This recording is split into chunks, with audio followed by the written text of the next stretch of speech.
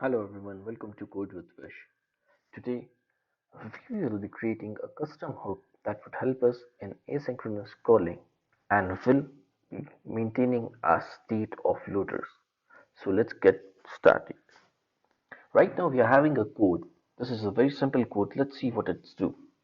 So basically we are having two calls in our use effect, that is a fetch API and fetch API2, in which we are passing the number of milliseconds that we want to put in a delay.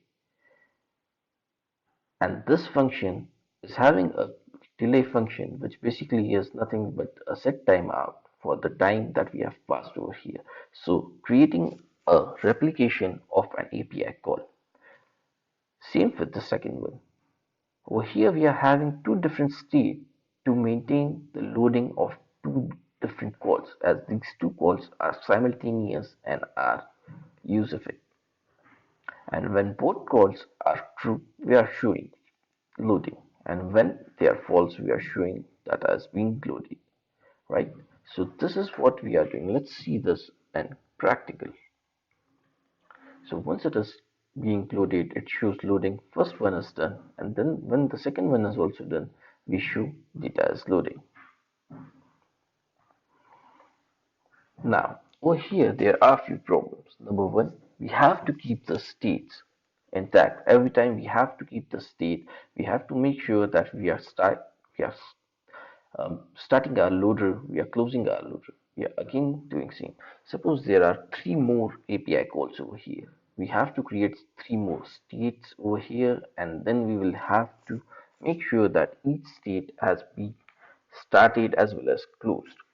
That is, the boolean has been turned to true and then we have turned to false in order to make that check available. So what is the solution for this? We can create a custom hook which will be acting as a loader to our complete application, and we can directly fetch that state from that custom load. So let's start with that.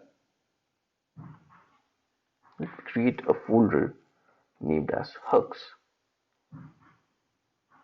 and let's add a use loader.js.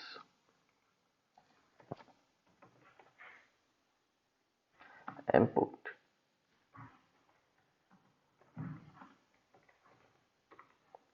and what we are importing over here is first thing that we will be needing is use state. So let's create a function over here that is const use loader. This function, in this function, we will be expecting some action basically. So what is this action? This action means any asynchronous function that need to be called. It may be an API call that you have been called outside the that has been called in app.js. In our case, like fetch API or fetch API2 would be the action. Now, we will be needing the state to maintain the loaders. So let's do it like is loading and set as loading. And let's keep those states as false for now. This should be also the camel case. Now we are creating a function to perform our action first, because we have to make sure that our action get performed. Whatever the function has been passed in our hook need to be executed. So we will be creating a perform action function, which basically be taking all the arguments that comes up with the actions, right? So let's do this way, because we don't know how many actions would be, sorry, we don't know how many arguments would be passed into the action. There could be one action which was having like a single argument, or there could be an action that is having three or four different arguments. So we are kept it in this way. Now from over here we will be returning back the action that we have performed with the arguments that we have. plus, this is the important thing over here.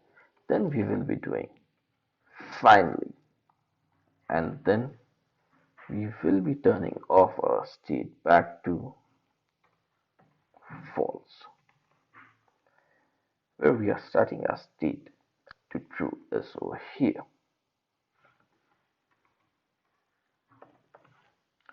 So basically what we have done is we have taken our state, we have turned it on, then we have executed the action as it is that we needed, right? And then once this action has been completed, we have asked the code finally just turn off the loader. So we have set that loader back to false. Now, what we have to written in our function. So first thing that we need to written is is loading. That is the state that we are having, right? But I also want to make sure that the user get the response back. So I'll be send, returning the perform action, and then finally we will be creating the export default.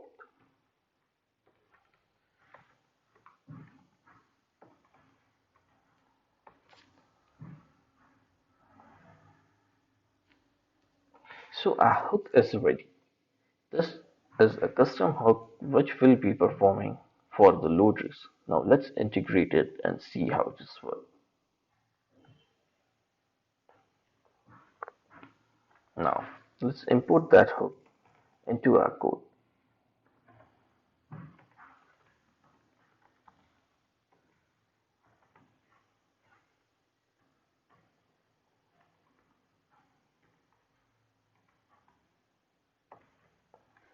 Now we don't need this too, so let's remove it. Let's remove the set state as well.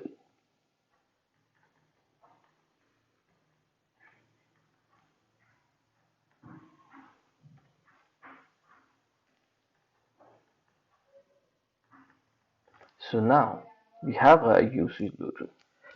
What we will be doing next is we will be adding the use loader to get fetch one. Another one would be the state of loading. So that is loading, and then this would be from use loader, and we will pass our argument into it. So what was our argument at the time? That was the fetch API. This function. This is will be going as an action into our use loader. Now over here, instead of calling fetch function, we will be calling get fetch one, and then we will be passing the argument in the same manner. That is this. We will be doing same for the second one as well. So for the second one, we will be doing like this: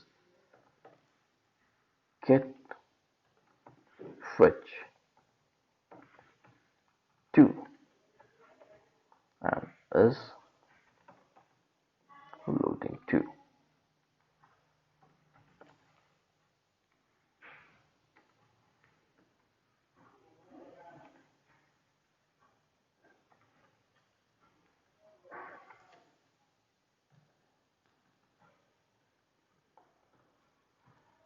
And now let's save it. Code has been rendered and run. So let's see. Now you can see it is giving us the loading state, and data is loading in the same manner.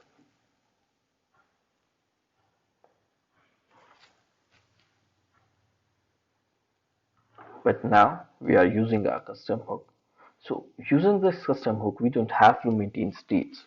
Now I don't have to do any set state in my actual code. That code is being separated with my